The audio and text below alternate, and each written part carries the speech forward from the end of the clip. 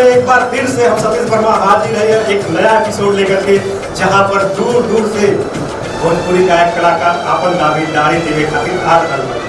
तो हम इस बार आपको बता दें कि ऐसे ही एक कलाकार के लेके आवत आने जो कि बिहार की धरती से बा और वो जिला के नाम पर कटिहार, लेकिन उनके बुलाव से पहले हमें बात कहना चाह रही उनका जो आवाज बा, उनका जो बुलंदी बा, उनके चेहरा के जो आकर्षण बा और उनकी खूबसूरत बा, लेकिन उनके गायकी पे, उनके अंदाज पे हमारे जजमेंट और जनता का कहीं तो वक्त बताइए। तो हम ऐसे ही कलाकार के बुलावल जा रहा पानी जोरदार तालियों से स्वागत करें विष्णु को।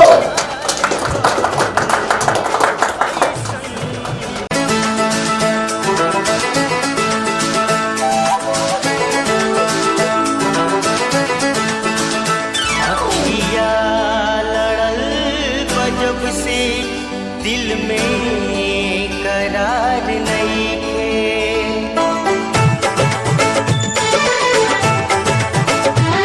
अखिया लड़ल बा जब से दिल में करार नहीं है, अखिया लड़ल बा जब से दिल में करार नहीं है। हम कैसे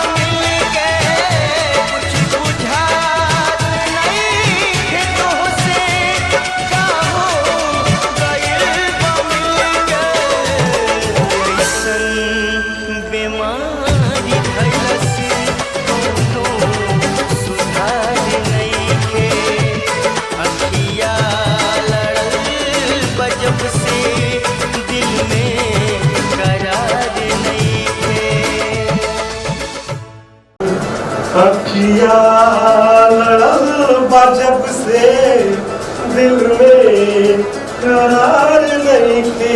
इनको करार नहीं है जब से इनकी आंखें में लड़ चुकी है, तो एक बार जोरदार ताली हो जाए इनके गाने पे।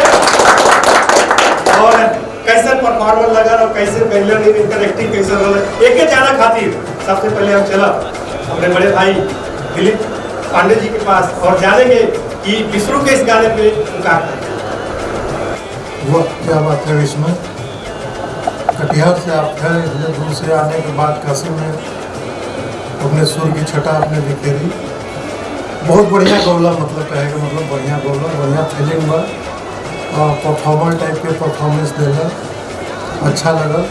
बस ऐसे ही ध्यान दिया करें, थोड़ा बीट उट पर ध्यान दिया। लास्ट में बिल्कुल इंड करत करत हल्का सा, लेकिन वो शायद कहीं से मिस्टेक हुई नहीं, लेकिन गावे में कोई दिक्कत नहीं हुई, बाकी सब सही है। ध्यान दिया तो थैंक यू सर। विष्णु के गाना पे हरी झंडी मिल चुका बा दिलीप सर से, तो हम जानना चाहब मैम से कि विष्णु के गाना पे का कही। विष्णु का बात बा रउआ का गई अखिया लड़ल बा जब से दिल में करार नहीं। बहुत बढ़िया आवाज़, और आगे भी आप ऐसे ही प्रयत्न करत रही, आगे बढ़त रही, मम्मी पापा का घर परिवार का नाम रोशन करत रही और इस मंच से आप विजेता होके जाएं। God bless you. Thank you ma'am. Ma'am ने भी विष्णु को हरी झंडी दे दी है, लेकिन हरी झंडी दोनों जजमेंट से आ चुकल बा, लेकिन आगे बैठल हमार जनता जे कि मोबाइल से अपने जा करके यूट्यूब पे इनके जब तक एक लाइक ना दी अगले राउंड में ना पहुंच सके। मंच पे आए वाले और जनता जनार्दन से निवेदन करब कि विष्णु के जो कटिहार के बिहार जिले से आए वाले इनके खातिर एक लाइक दें ताकि अगला राउंड में जाए और अपने प्रतिद्वंदी के हरावे। फिर मिलते एक नए जो सीले प्रतिद्वंदी के साथ, तब तक के लिए फिर आते हैं एक बार।